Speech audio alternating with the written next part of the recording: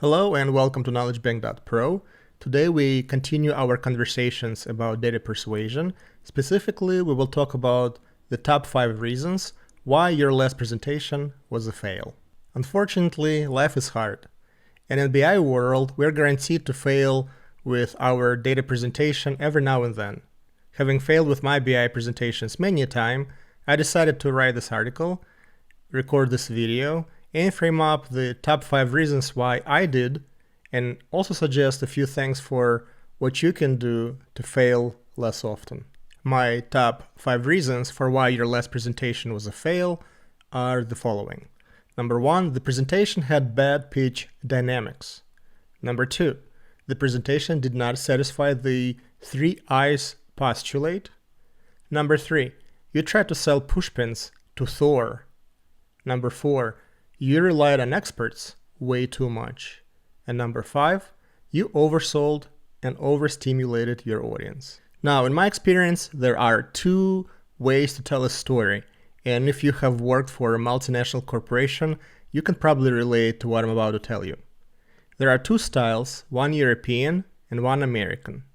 The structure or the dynamics of the styles can be seen in the slide.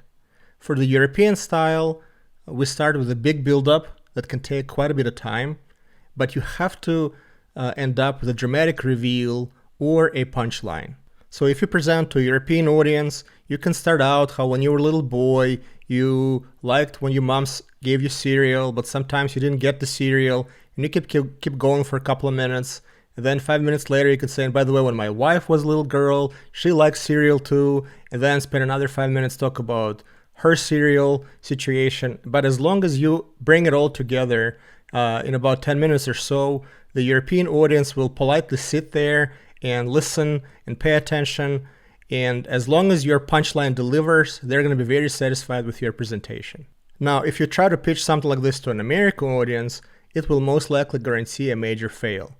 In American style, you have 3 bullet points that you have to adhere. And the 3 bullet points are the following. First, you gotta tell me what you're about to tell me. Second, you gotta tell me. And third, you gotta tell me what you told me. Basically, if you have a dramatic and amazing reveal / punchline that you can shoot for the European style presentation. However, if your audience does not perceive your punchline as dramatic enough, your presentation will most likely fail. I recommend a more conservative but more reliable American style, where you get to the good stuff as quickly as possible, and then you spend the rest of the presentation peeling the onion and talking about the next steps. Now, I'm not going to get too deep into the 3 I's postulate. I formulated all of the basic concepts in my prior video, and you can find the link to my prior video in the description as well. The data presentation is not inherently persuasive, stipulates the postulate of 3 I's, if it does not meet the following 3 requirements. The presentation has to be 1. Intuitive, 2. Insightful, and 3. Impelling.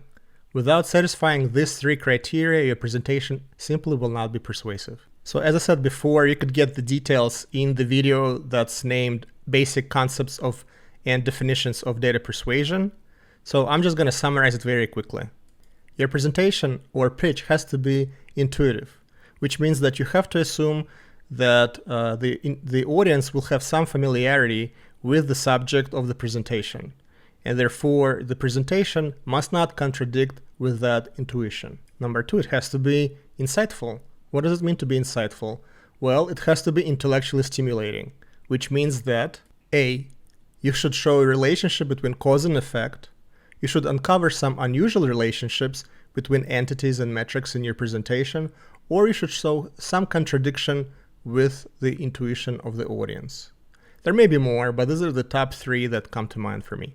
The third one is very simple. It has to be impelling, which means your data presentation, from its very inception, must have an objective of persuasion. And what's important is that the audience needs to understand what it is that you're persuading the audience to do. The third reason that your last presentation might have been a major fail is because you tried to sell Pushpins to Thor. Now, Thor wields a mighty hammer. Given his tool of choice, he's looking for a particular type of a problem that he can solve efficiently. Therefore, he will probably not be interested in your pushpins. What does that mean? It means that you have to understand the grain of authority and the time window of interest for your audience. So on one hand, you have a worker bee, and on the other hand, you have executives continuum, and you have different positions and roles in between. Now, when you present to executives, you really need to understand that executives wield sledgehammers. They hate intricate details, and their window of interest is very specific. When they listen to your pitch, they really think about two things. Do I need to do something right now? Or are you just trying to pitch me something that's a good idea for my business? On the other side of the spectrum are the worker bees. Worker bees are all about details. And in terms of the time of interest, what they care about is, what's in it for me? Why should I do anything about this right now? If you present something to executives that's too detailed, they will be annoyed. If you present something that's too broad and strategic to the worker bees, they will become detached and bored. The reason number 4 is you probably relied too much on experts. I don't know if you've heard about the experts paradox. If not, no big deal. That's something I just came up for the purpose of this video. But the expert paradox goes like this. For every expert who's advising you to go right, there's always an equally qualified expert who will also advise you to go left. Unfortunately, we have all gotten really bad advice from the experts at some point of our lives. And after all, there is a reason why ask for second opinion is a thing. Generally speaking, experts say is the weakest way to establish credibility for your pitch, because our intuition often tells us to be very critical of experts, particularly when the experts have something to gain from the advice that they so generously dispense. A much more impactful way to explain your audience why you personally decided to assume this particular point of view, your argument for and against it, and how strongly you feel about it and why. Your audience is more likely to have some affinity with you and your conviction, rather than blindly trusting some cherry-picked experts. Number 5, you probably oversold or overstimulated your audience. It's very important to understand the critical mass of supporters that you need to get on your side to pitch successfully. The goal should be to convert negatives to neutrals and to have a handful of supporters who are on your side. Do not waste your time trying to convert negatives into positives.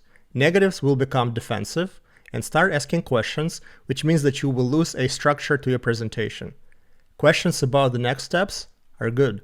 Questions about the validity of your pitch are bad. As soon as your audience is ready, stop selling and go into the next steps or the solutioning portion of the conversation.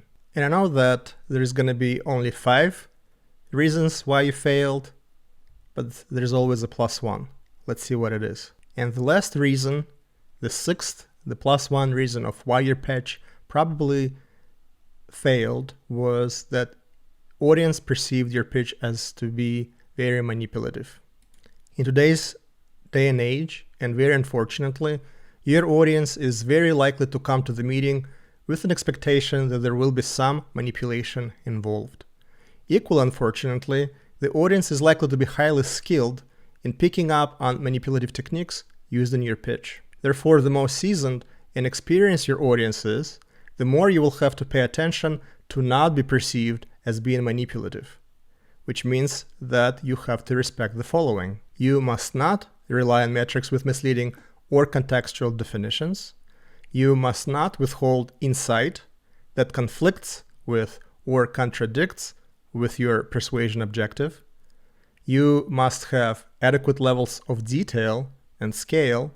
You must provide relevant time range and context, and you must compare local and global contexts when possible. Now, I'm trying to keep these videos short, so I will not go into a lot of examples. However, I do have a perfect New York Times article that I would like to dissect using these lenses and show you why that article is particularly ineffective in its pitch. So look forward to that video to come out very soon. So I wish you a lot of luck with your next presentation, and I'm hoping to see you come back very soon. Bye.